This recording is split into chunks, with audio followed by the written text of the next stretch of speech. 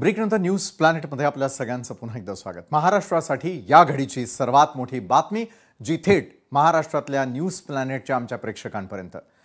बच्चू कडूंची मुख्यमंत्र्यांसोबत या घडीला बैठक सुरू आहे। रविकांत तुपकर, अजित नवले, महादेव जानकर हे शेतकरी नेते देखील यावेळेला या बैठकीला उपस्थित आहेत आणि यावेळेला सुरू असलेली मुख्यमंत्री फडणवीसांसोबतच्या बैठकीमध्ये मात्र आज खरोखर तोडगा निघणार का याची उत्सुकता तुम्हाला सगळ्यांना लागलेली असेल।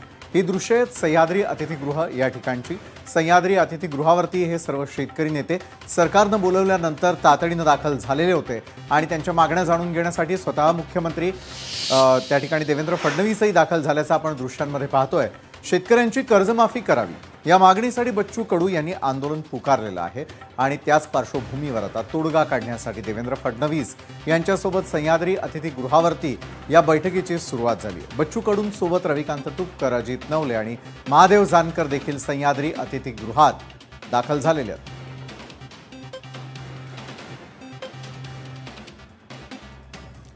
तर फार वेळ न घालवता आपण थेट सह्याद्री अतिथीगृह या ठिकाणी जाऊयात।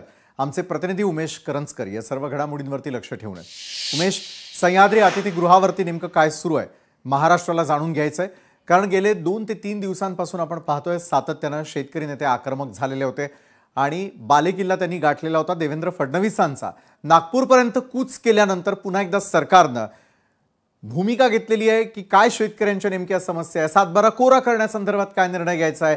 याच्या बैठकीसाठी सह्याद्री अतिथीगृहावरती या घडीला बैठक सुरू आहे। आतमध्ये काय सुरू आहे, काय तुमच्या सूत्रांची माहिती आहे उमेश?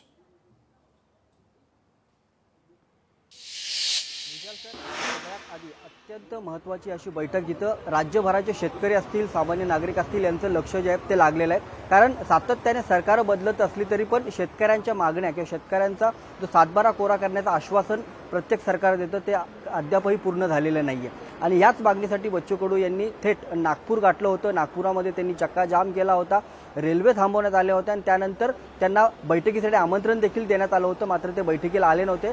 मात्र आज ते 3 दिवसानंतर मुंबईत दाखल झालेले आहेत आणि आता मुख्यमंत्र्यांसोबत त्यांची बैठक सुरू झालेली आहे। जवळपास 20 ते 25 मिनिटं झालेली आहेत। या बैठकीला स्वतः मुख्यमंत्री तर आहेतच, उपमुख्यमंत्री एकनाथ शिंदे आहेत, कृषी मंत्री दत्ता भरणे आहेत आणि यासोबतच इतर मंत्रीही जे आहेत ते या इथं उपस्थित आहेत। अत्यंत महत्त्वाची अशी त्यांची जी मागणी आहे ती म्हणजे सगळ्यात पहिली मागणी जी आहे ती सातबारा कोरा करायची, शेतकऱ्याचं संपूर्ण कर्ज माफ झालं पाहिजे अशा प्रकारची त्यांची मागणी होती। आणि राज्य सरकारने देखील सरकारमध्ये येण्याआधी अशा प्रकारचं आश्वासन दिलं होतं, मात्र ते आश्वासन पूर्ण झालेलं नाही। याआधी तर सरकारनेही त्याच्या प्रकारची आश्वासनं दिली होती, मात्र ते आश्वासनं पूर्ण झालेली दिसत नाहीत। यासोबतच दुधाचा जो प्रश्न आहे, गाईच्या दुधाला 50 रुपये भाव, म्हशीच्या दुधाला 65 रुपये भाव, तर जी थकीत FRP आहे शेतकऱ्यांची ती FRP त्यांना तात्काळ मिळावी।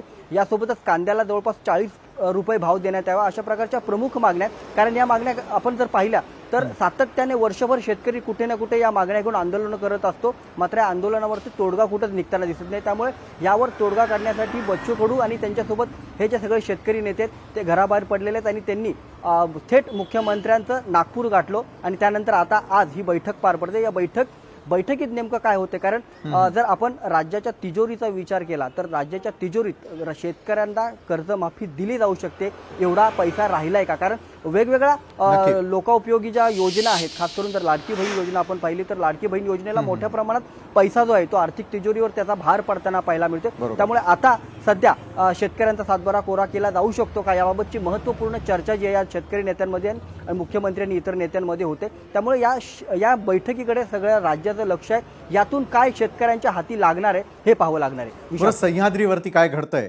आणि शेतकऱ्यांच्या हाती काय लागणार, जसं तुम्ही आपल्यापर्यंत पोहोचवताय थेट ज्या ठिकाणी नागपूरमध्ये म्हणजे मुख्यमंत्र्यांचंच असलेलं शहर, थेट आपण त्या ठिकाणी जाणार आहोत। सूरज दहाट आपले प्रतिनिधी आपल्यासोबत आहे।